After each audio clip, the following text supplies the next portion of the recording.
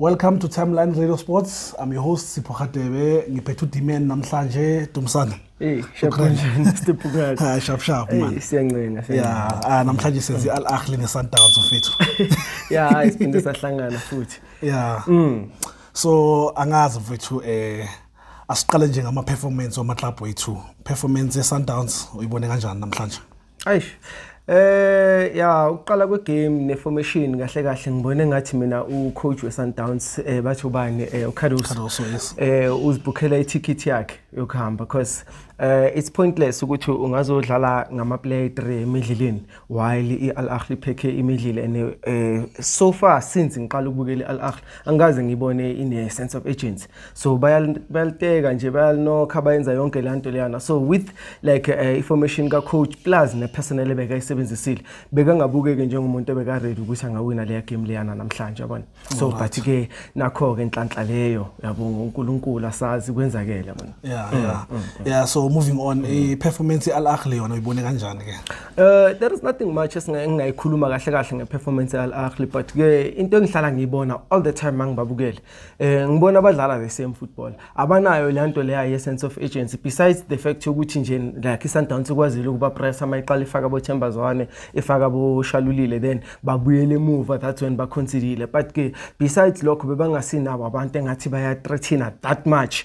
ukuthi singathi iAl Ahly man i-team eserious nayo ezitshela ukuthi ufuna ukuwina I thought ukuthi maybe with the 1-0 leyana sabathi ukuthi hayi igame sephelile yeah okay moving to the key points of the match asiqale nge penalty le esiyibonile then ureferee wabona otherwise yena ucabanga ukuthi decision benjani lapho mina for mina I feel ukuthi it was unfair because kune contact and it's a boxing at the end of the day uyabo so in respective of ukuthi mhlambe sithi ibhola beka loser or beka nga lose but ekugcineni kube ne contact lapha yana so then if it was my like actually my game or my show bekumele ngabe ipenalty leya alright so ngamanye amagama nje leya decision awuvumelane nayo angihambisani nayo leya penalty mina isithi penalty game okay ngikubuza because of ngokwazi kwami ne ngazi ukuthi ama foul anjalo kuyacheckwa kuqala ukuthi ifoul mayenzeka boku advantage yebhola na or I goal scoring opportunity benjani izinto ezinjalo yabo so bengifuna ukuzwa nje umbono wakho kuleyo part but ngiyakuzwa uthi awunandaba ukuthi ibhola beka loser or bekenzakalani uya nje ngecontact wena yeah of course iphakathi eboxing and then once uphakathi eboxing and then kwaba ne contact lo muntu akadlala ngebhola udlala iplay so according to me leyana it's an offense. Okay. So an offense then kumele ngabe kutholakala ipenalty yabo yeah so I think referee I don't know maybe uthuswe yabona inamba yabo elapha ukuthi mhlamba amabhomo anything ukuthi angeke aphume nayo but it was supposed to be a penalty all right no ngizwile uthamba okay on goal mfethu kwenzakaleni lapha uboneni ngizokhulunywa ngama 5 million umtsipe ukuthi awuyasipana but anyway I think ukhulumile ngale nto lena igame mangabe seyizophela ukuthi the way iAl Ahly seqala ukuya emuva ngakhona sebaqala ukudefenda dangerous manje ukuthi yabona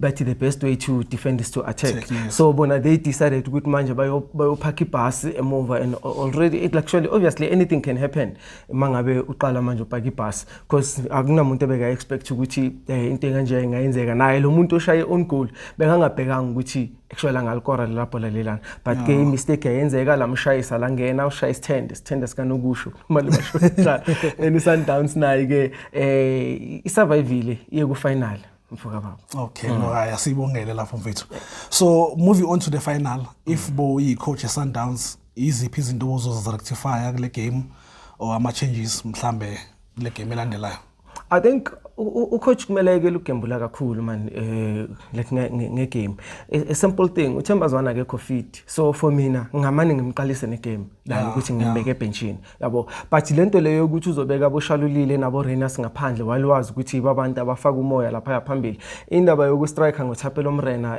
nonto no Repair it doesn't make sense at the end of the day uRepair effective mangabe avela from outside the box ayongena like a boxing wasuka from a center ayongena nalo like eboxini. Yes, namhlanje wazamile amapass ubanikile but azange bakora, but now we feel ukuthi abo shalulile, and then we still need them even though ku master wama offside nanani, but siyamdinga more especially ku game efana ne Al Ahly because Al Ahly ay move kangako, so uzo avoid ama offside amaningi.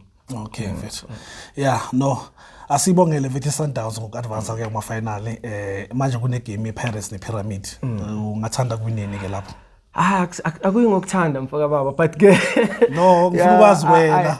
Okay, mina for mina I think ngingathanda ukuthi kube it's South African final, yabona, because sesiyazi ukuthi ikhona eMzansi, but ke still ngicabanga ukuthi nayo iPirates idlala ngegeja kuzilile because iPyramids they've got nothing to lose, these people. The only thing ekhona ukuthi bayi team efuna nje ukuprove ipoint okumele ibonakale, because ngibona nani stadium sabo ngathi si-empty. I don't know whether bana ma supporter or something eyenzakalayo ke yabo, but for bona they've already achieved ukuthi bafike ku semi final.